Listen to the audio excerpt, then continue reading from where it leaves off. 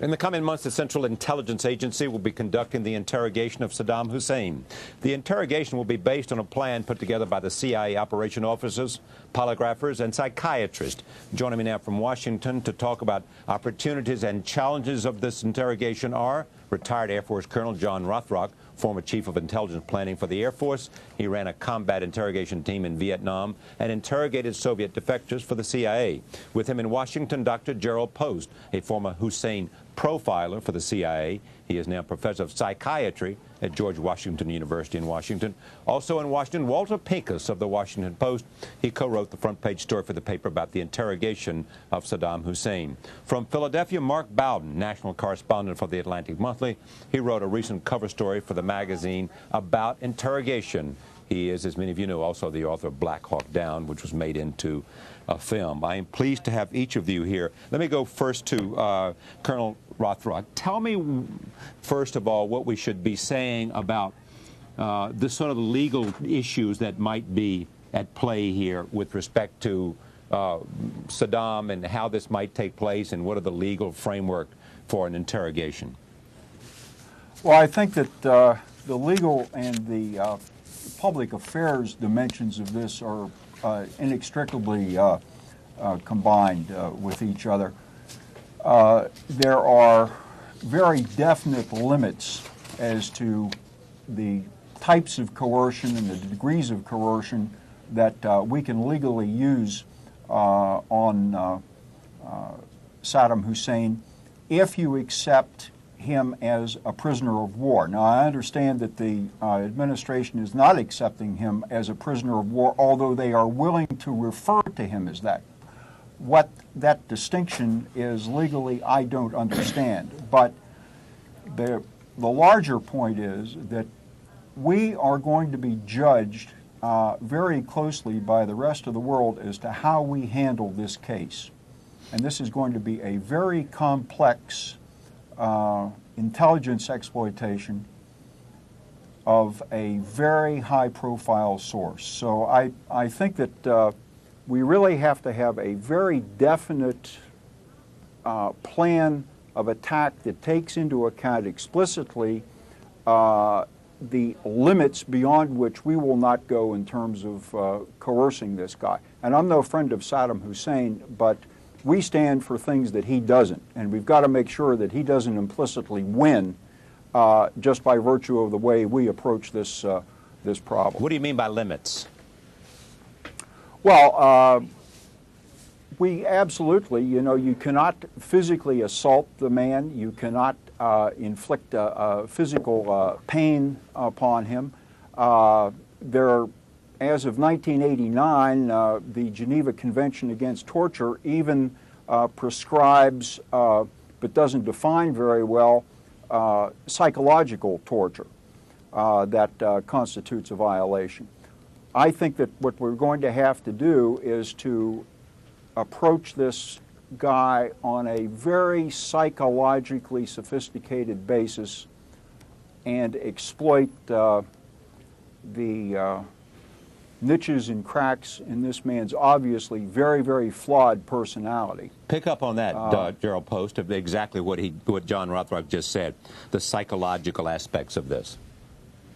Well, I think optimal interrogation should be tailored to a nuanced understanding of the subject's psychology. To come on hard against Saddam, while we saw him, quotes, break when he was coming out of that cave, he's already kind of reconstituted into a kind of classic Saddam mode, the defiant Arab strongman being sarcastic, being sardonic with his interrogators. And to me, the major issue with Saddam is that this is a man with a gigantically swollen ego, astride a kind of shattered self. And I think one needs to play to that ego. I recently led a project interviewing incarcerated terrorists in Israeli and Palestinian jails. We got a treasure trove of wonderful information in terms of what led them to join the group. So it was really quite valuable by helping them speak rather boastfully about their accomplishments. And that's what I would do, I think, at first approximation with Saddam. Let me just make sure I understand that. Basically, what one tactic might be, from a psychological context, is to get him to brag about what he has done and who he is, and that somehow that might lead you to where? Well, for example, we are clearly very desirous, along with the Brits, of trying to understand what happened to the weapons of mass destruction that we had all been persuaded were actively part of his programs in development. How clever he was to be able to resist the UN inspections. How marvelous it must have been to see our searchers come up empty-handed after the conflict. There has to be a certain measure of pride in the man to which we might try playing to get him to talk about this. Now, having said that, that's not guaranteed to work by any means, but I think it would be likely a tack worth taking. And all I know from my own understanding of the man is that his way of being defensive is to go on the offense. And when people come strong against him, he comes back all the harder. I'd like to say also that this guy is the last person in the world who would be apt to blame himself for the predicament in which he finally has wound up in. So I think that you could pursue his egocentrism effectively by focusing upon how he has been ill-served from his perspective. Okay. By others under him. Walter, let me come in, bring you in right now. The first decision made by the administration is to let the CIA do it. I assume. Right. Why was that? Well, I think they've been preparing for it for quite a while. It's generally what they do, but they're not going to do it alone. They're going to have help from other people. The thing I'd sort of like to look at and get people to understand is you've already had the President of the United States look into a television camera and say you can't trust anything this man says. So he's really not your normal sort of interrogation target. He's not at Guantanamo. He also has a public demeanor, and I think everybody has to remember he is going to, at some point, probably appear at a public trial. And at that point, whatever you do or say to him can very easily come out in public.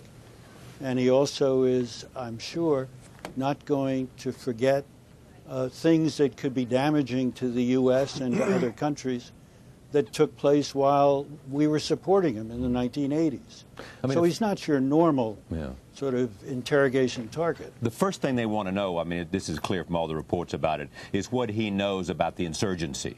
I mean, that's immediate and a need to have. And I guess the question is, how do you get him to tell you what he knows? And that may be, you know, that's part of the subject of our conversation today. But that is clearly the priority for the administration, isn't it? So they probably found the first thing on a piece of paper. The documents that he had with him. The documents that were found when he was captured. And they were described, publicly at least, as reports given back to him. And the question of whether he was then giving orders back is highly doubtful. He had no immediate connection. It's generally described as people reporting back just in case he perhaps gets in power again. They wanted him to know what they were doing. Mark, what did you learn from your magazine article, which was a rather lengthy piece, about interrogation? I'm not sure, I don't remember having read it. It was an October issue of the Atlantic Monthly. I don't remember. A question I want to pose later is what we learned from the Israeli interrogation of Eichmann. But go ahead, tell me what you learned when you looked at the dark side of interrogation in terms of what produces results, since physical torture cannot be a part of this. Well, in fact, it's actually good news that the most effective way of getting information from people is not to physically torture them. Psychological methods are far more effective, and I think the key thing is to totally control the environment of the subject, of the prisoner. You have control over whether he sleeps, when he sleeps, whether he has light or darkness, whether he's in silence or noise, what kind of information comes to him, who talks to him, when they talk to him. In other words, you just totally control all of the basic human rhythms of that person's life. And in the case of Saddam Hussein, I don't think he's necessarily a particularly hard subject to crack, because usually the most difficult subjects are extremely zealous young people who are totally dedicated to their cause. Middle-aged men like Saddam tend to be easier to crack. He obviously has a tremendous ego. He has a vested interest in explaining himself, in presenting himself as a hero of the greater Arab cause in our time. And I think a combination of playing upon those, on that vanity, on that grandiosity, and also playing upon his basic human needs. Here's a man who's used to living an opulent lifestyle. I think he's a very vulnerable subject to the techniques. Does anybody know what happened with the Eichmann interrogation? I realize that books have been written and transcripts have been made available, but do any of you have any appreciation of what the Israelis understood about interrogation? Well, I think that this raises an important point that I hope is being taken into account as the interrogation is being planned, in that there is a big difference between an intelligence interrogation and a criminal investigation pre-trial, pre-prosecution interrogation. What's the difference? Well, the difference is that the interrogator in a criminal interrogation has a much more obviously institutionalized adversary role against the individual being interrogated, whereas you have a lot more leeway to play with in terms of foul personal relationships that you can feign with the subject in an intelligence interrogation. Well, I think, Charlie, in a criminal investigation, what you're looking for is a confession. For the most part, in corrupt administrations, you know, they will use whatever means necessary to coerce a confession out of someone. In an intelligence investigation, a confession is of absolutely no value. What you want from the person is actionable intelligence. And in that sense, the interrogation of the prisoner is only part of the process. The other part is to do investigation at the same time. So you have, on the one hand, a questioning process, and at the same time, you have a rigorous investigative process going on, so that the information that you're given by the prisoner needs to be checked out, needs to be verified. If the information is correct, if the person is giving you good information, then you can improve that prisoner's situation. If it's lies, if he's deceiving you, then you act to punish him. The other fascinating, go ahead, somebody jump in, but the thing that fascinates me too is that they've got all these other people that were associated with Saddam, and whether they are now more willing to talk because he is in custody than they might have been otherwise, and therefore that information may be used some way to interrogate him. And the other thing Yeah, is let me address that if I might. Yeah, I think it's terribly important to understand this kind of thraldom of terror which Saddam held over his followers, some of whose loyalty was loyalty at the barrel of a gun. In 1991, those who too early showed their enthusiasm for the imminent downfall of Saddam were hunted down ruthlessly, were jailed along with their families, tortured extensively, and killed. Part of the dilemma in moving into the reconstruction phase is, as long as Saddam was out there, he was a threat, and there had to be proof positive that he was no longer a threat, either being captured or killed. Those early films we saw were absolutely terrific in terms of, because they were not only showing the definitive capture of the man, they were showing a broken man, and they were showing this almost like in The Wizard of Oz, this broken little man who is behind those levers of power. Okay, but those visual impressions were very good for people, certainly in Iraq. But I wonder if that was a product of the disorientation that he had because of coming out of then where he had been, and whether he is now, as he thinks about this and now as he had some sleep or whatever it might require, whether he's becoming more defiant. And if he is, if he's becoming more defiant, what do you do do you want to break that defiance down, or do you want to sort of see where that defiance takes you, et cetera, et cetera? I would do the latter. I would play it out to see where the defiance takes you. I agree very much with Dr. Post that this guy, if you confront him in the classic direct fashion, is simply going to confront you back, and you're going to have a stalemate, whether you're talking in terms of a criminal interrogation or an intelligence interrogation. I think that you need to play out the string with this guy and see where he leads himself in terms of vulnerability. Well, John, you would... He's also... Go ahead, Walter. But he's also already given the first hints that when the 4 Iraqis came to see him after he had his nap, he treated them the way he treated them before. Very with contempt arrogant. and arrogance and defiance, and even making fun of the pronunciation of a name. He also... let me pick up... let Walter finish, and then I'll come right back to you. The word we got back today, apropos of whether his capture is going to release people, the word we got back today is that a number of scientists have been interviewed since its capture who we have in custody, who some people felt would talk but didn't because of fear, have still not talked. Because they still fear that he might prevail in this, or what? Well, it's not that he prevails, that there is a feeling about cooperation with the U.S., and there's also a feeling within the scientific community that laying out there is a possibility of war crimes against people who were involved in the chemical and biological attacks against his own people. So they know that overhanging all of this, everybody who is in custody knows that overhanging this is the idea of war crimes trials for all of them. In the science field, yes. Yeah. Well, in the other fields too. Yeah. Go ahead. The other field think it's is important. for torture. Right. Go ahead. I really think it's important that we not let the image of Hussein tower over all other context in which we're going to have to pursue this, because it'd be a big mistake for us just to focus upon him as a boogeyman, because this man is not necessarily the root cause of the entire problem of the Iraqis, nor is he by any means in his captor, in his being now a captive, the source of any solution to it. But a number of comments have addressed and the by the issue same of, token, Charlie, if I can break in, please. I think it would be a mistake to be intimidated by Saddam's stature as a leader of or a dictator of Iraq. He's a human being. He's in very dire circumstances.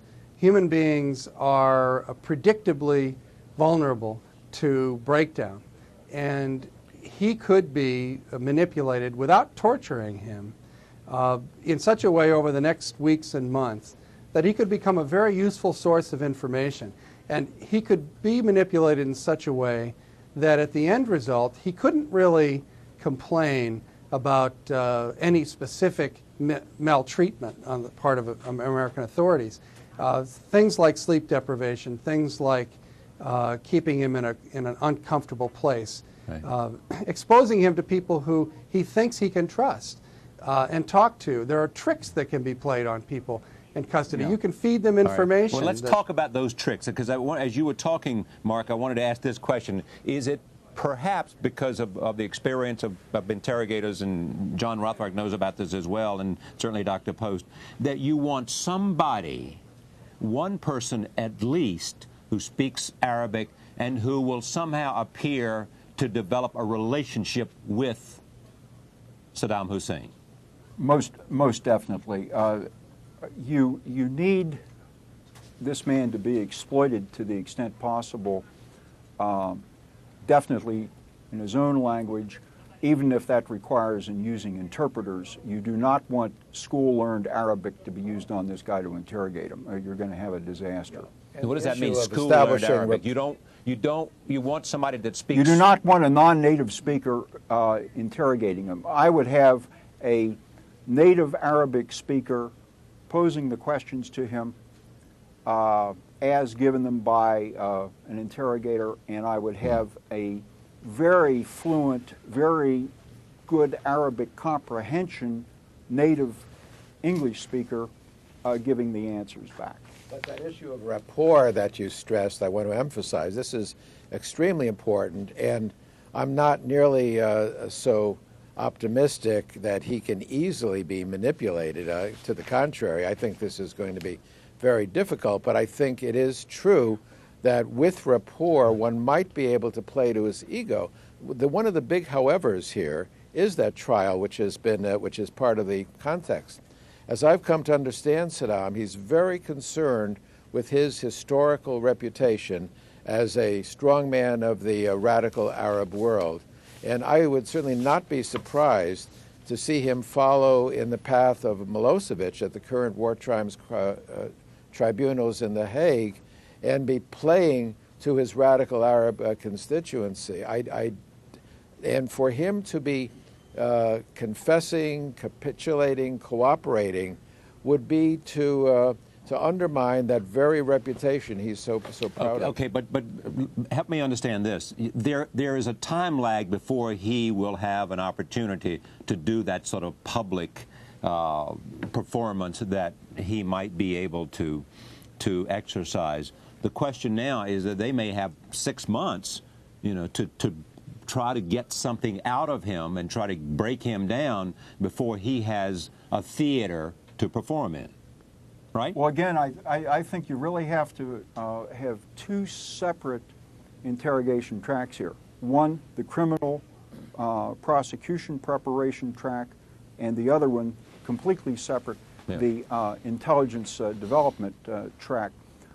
Back to this rapport issue, I think it would be useful to consider how they might get a native Arabic Iraqi dialect speaker somehow ingratiated to this guy. Exactly, that's what I'm saying. And posing as coming from a position of conviction where he doesn't entirely agree with the U.S.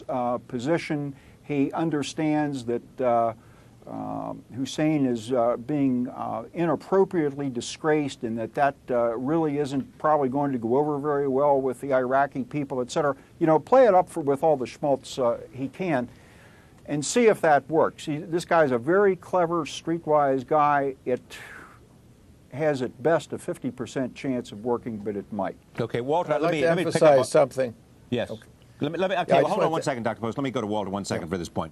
Picking up just on that point, Walter, what is the assumption of the CIA, as far as you know, and perhaps you heard from this article having been out this morning, in terms of how they perceive him? Is he simply a delusional thug who used his power to do all the awful and horrendous things he did, or do they consider him to be a smart, savvy, crafty guy who got control of government and stayed in power because he was wise and wily over 30 years?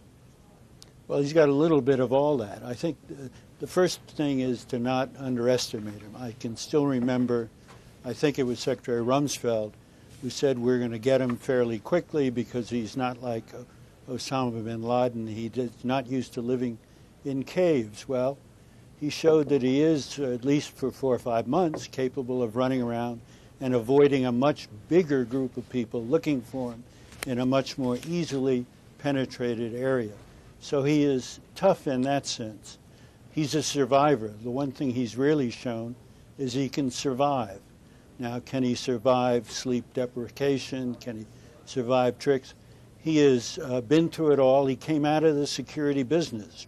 Remember that, and he learned to kill anybody who appeared to be trying to get him. So he's a tough character. He clearly, I think, as Dr. Post said, wants to be remembered in the Arab world. And whether you can make him forget or not believe that he's going to have his day in the sun, I think he is aware of that. And it's unclear, even to the agency people involved, what they could possibly learn from him, that they could trust. Well, in fact, let me just read you what Mark Bowden said in a previous article. You said he'll try and take as many people with him as he can. I've heard, you know, the Hitler scenario where he would kill himself in the bunker. I don't see that with Saddam. I think Saddam will go down fighting. Well, something has to be said about the circumstances. He was in a hole, and it was hard to go down fighting in a hole. Yeah, he was faced with a fairly stark choice. I mean, if you're in a little hole, you can either commit suicide, either by shooting yourself or by inviting a violent response, or you can give up. And, you know, very few people are faced with quite that stark a choice, and I would think that the vast majority of people faced with that choice would have made the same choice that Saddam did. But does it say anything about him that he made the choice? What do we learn from the choice he made? Well, it only tells us that he's not as zealot to the core. You know, and I think that the people who are devoted to a cause are probably more devoted to it than the person that's at the center of it. And Saddam, you know, it would take a really extraordinary level of egotism to be willing to kill yourself out of vanity. All right, who started? Someone started to say who? No, what I was saying is that I do think that if there had been a situation where he had been confronted in a classic firefight situation, he would have been more apt to have gone down in a blaze. I don't think he's the kind of guy who is willing to give up his life unless he can take some people with him. And I think he saw in that situation he had no chance of taking anyone with him, and therefore he just didn't make a move. John, what's your gut feeling that they'll break this guy or not? I think that the way to exploit this guy is to get, at least on an intelligence side, is to have him castigate all those who failed him in his perception. And I think he'll get a lot of good intelligence, at least understanding as to how this regime operated, and possibly how and what motivates the remnants of it. Dr. Post, what do you think might be gained from this over the next weeks and months? What might we best hope for? I think the idea of, quotes, breaking him is really the wrong path. I knew you would think that as soon as it was out of my mouth. I said, oops, I know he's not, well, he's going to jump on that. Oh, good. You read my mind. That's supposed to be my profession. Now, what I'd like to emphasize, this may be helpful to clarify, it's well to think of a kind of the layers of Saddam's psychology. At the outside layer, with which most of the world has been preoccupied, is this defiant, strong man consumed with his own grandiosity. Underneath that, at one level, reminiscent of that underground bunker they found under his grandiose palace, is a siege state. But underneath that is where we found him. Underneath that is a hole in the ground under a mud hut, and how ironic that he's gone from being born in a mud hut to that grandiose palace and back again, and now in a jail cell. This is really a metaphor for his psychology, and the issue is, can we break down that facade, to use your word? No, yes. I don't think so, because he is built upon defending himself violently against that underlying hole in his shattered self. Walter, where will this take place? Where will the interrogations take place? Yeah. I think they have a facility out at the Baghdad airport where they're keeping a number of his top assistants. And whether they bring them back together or whether they deal with them alone is something that's going to play out. I think, as somebody said, a lot of what we've done in Iraq, this one will be done by the seat of their pants. I think you got to see what happens to see what works. All right. Thank you all. Mark, thank you very much for coming in from Philadelphia. Walter, thank you very much. I appreciate it very much and having each of you here. Thank you, Dr. Post, and thank you, John Rothrock. We'll be right back. You're welcome, Stay Charlie. with us.